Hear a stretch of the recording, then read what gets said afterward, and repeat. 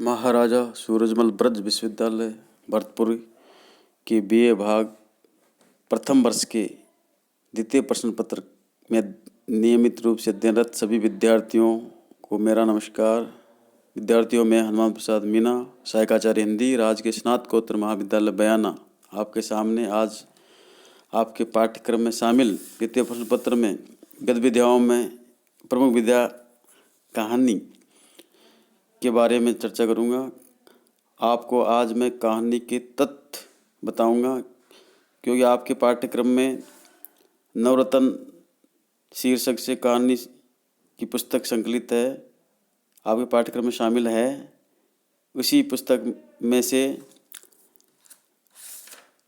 आपके लगभग 9 कहानियों का संग्रह इसमें किया गया है और इन सभी कहानियों की समीक्षा तात्विक रूप से आपको करनी होगी। परीक्षा में एक प्रश्न तात्विक समीक्षा का आता है, तो आप तात्विक समीक्षा करने से पहले कहानी के प्रमुख उन सभी तत्वों को आपको याद करना होगा, उनको कंठस्थ याद करना होगा, तभी आप किसी कहानी की तात्विक समीक्षा कर सकते हैं। ये सभी कहानियों पर लागू होते हैं। तो विद्यार्थियों, मैं आपको बताना चाहूँगा कि कहानी के प्रमुख 6 तत्व माने जाते हैं। आपको इन 6 तत्वों में से सभी तत्वों को याद करना है और इन 6 तत्वों के आधार पर ही किसी भी कहानी की आप तात्विक समीक्षा कर सकते हैं। तो इन कहानी के निम्नलिखित 6 तत्व माने जाते हैं, जो इस प्रकार है। पहला, कथानक अथवा कथा वस्तु। दूसरा, पात्र और चरित्र चित्रण। कहानी का तीसरा तत्व है कथोपकथन अथवा संवाद। और कहानी का चौथा तत्व है देश काल और वातावरण, संकलन त्रय जिसे कहते हैं। और कहानी का पांचवा तत्व है भाषा और शैली। और कहानी का अंतिम और छठा तत्व है उद्देश्य। तो इनकी संक्षिप्त चर्चा अपन यहाँ करेंगे। सबसे पहले कथानक अथवा कथा वस्तु। यह तत्व कहानी का प्राण तत्व होता है।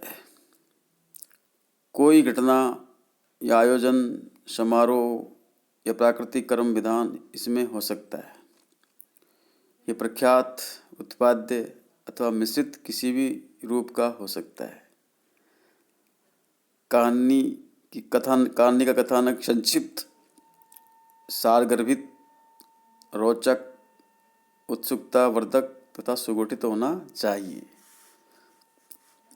दूसरा तत्व है पात्र या चरित्र चित्रण। कहानी में पात्र कथानक के अनुरूप होने चाहिए। पात्रों की संख्या सीमित होनी चाहिए।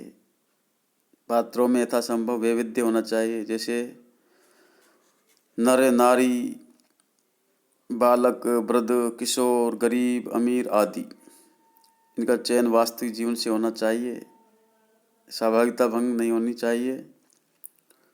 पात्रों का चरित्र लेखक के कौशल का परिचायक होता है। चरित्र ऐसा होना चाहिए कि कल्पित पात्र भी वास्तविक से प्रतीत हो। चरित्र बाह्य एवं आंतरिक दोनों प्रकार का होना चाहिए। पाठक में इसी से भाव संचार होता है। पाठक के नेत्रों के समक्ष पात्र की तस्वीर सी खिंच जानी चाहिए। चरित्र चित्रण में स्वाभाविकता होनी चाहिए। अति सर्वथा वजीयत का हमेशा ध्यान रखना चाहिए। आदर्शवाद या यथार्थवाद दोनों का सामंजस्य परम आवश्यक है। कहानी का अगला तीसरा तत्व है संवाद या कथोपकथन या वार्तालाप। कहानी के पात्र जो परस्पर बातचीत करते हैं उसे वार्तालाप या कथोपकथन कहते हैं। कथोपकथन या संवाद पात्रानुकूल हो, अवसरानुकूल हो तथा संक्षिप्त हो और संवादों की भाषा बोधगम्य, सरल, सहज एवं स्वाभाविक हो। कथोपकथनों से ही कथानक आगे बढ़ता है। ये व्यक्तित्व, कृतित्व एवं चरित्र पर भी प्रकाश डालते हैं। इनमें नाटकीयता भी होनी चाहिए। और अगला तत्व है संकलन त्रय, देश काल एवं वातावरण। यह कहानी का बहुत ही महत्वपूर्ण तत्व है। कहानी किस देश से संबंधित है, किस कालखंड से जुड़ी हुई है, इसका आभास होते रहना चाहिए। देश, काल एवं स्थान। स्थान विशेष अथवा काल विशेष का प्रतिबिंब उभरना चाहिए। कहानीकार का कौशल इसमें है कि पाठक ऐसा अनुभव करे कि वह उसी स्थान पर पहुंच गया है तथा उसी काल में जी रहा है। देश, काल और वातावरण चित्रण से कहानी में स्वाभाविकता आ जाती है तथा पाठक उससे जुड़ जाता है। कहानी का अगला तत्व है भाषा और शैली।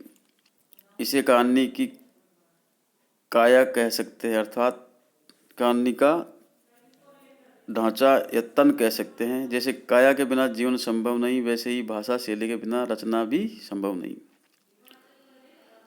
भाषा शैली संप्रेषण का साधन है। कोई भी भाव या विचार भाषा के माध्यम से ही पाठक या श्रोता तक पहुंचता है। कहानी को संप्रेषणीय बनाने के लिए ऐसी सरल, सुगम एवं मनमोहक भाषा होनी चाहिए कि हर श्रेणी का पाठक या श्रोता उसे सहज ही आत्मसात कर ले। यदि भाषा दुरूह अथवा कटु, कृत्रिम एवं आयासपूर्ण होगी तो पाठक आगे बढ़ ही नहीं सकता। भाषा सामान्य जन की हो, किंतु उसमें साहित्यिकता अवश्य हो।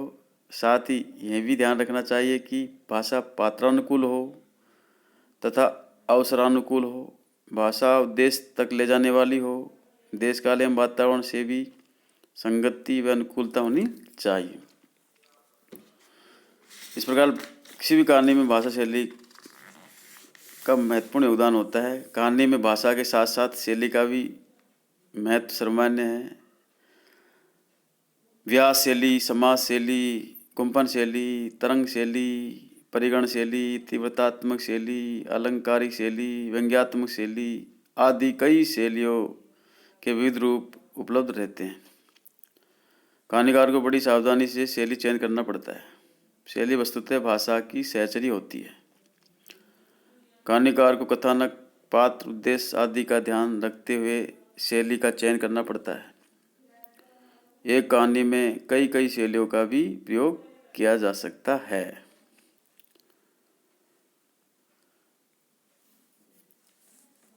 अब कहानी का अंतिम तत्व आता है उद्देश्य।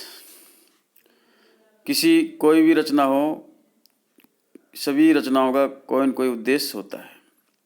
कहानी के सभी तत्वों में सबसे महत्वपूर्ण उद्देश्य को माना गया है, क्योंकि कोई भी रचना निरुद्देश्य नहीं हो सकती।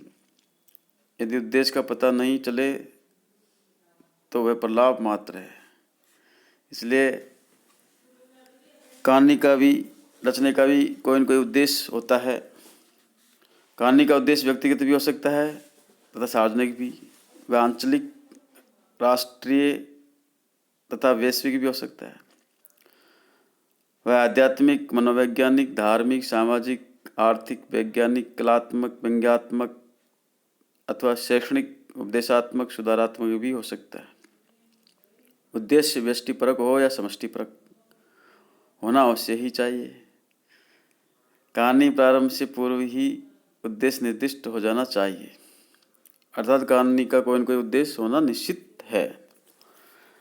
कहानीकार कहानी रचना करने से पहले उसका उद्देश्य निश्चित कर लेता है। इस प्रकार कहानी के 6 तत्वों का परिचय मैंने आपको दिया। उपयुक्त 6 तत्वों के निर्वाह से ही कहानी का कलेवर निर्मित होता है और कोई भी कहानी इन 6 तत्वों के आधार पर ही सफल हो पाती है।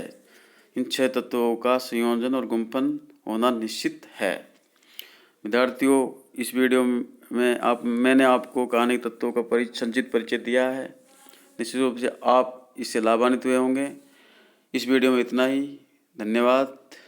मैं हनुमान प्रसाद मीना, राजकीय स्नातकोत्तर महाविद्यालय बयाना। धन्यवाद।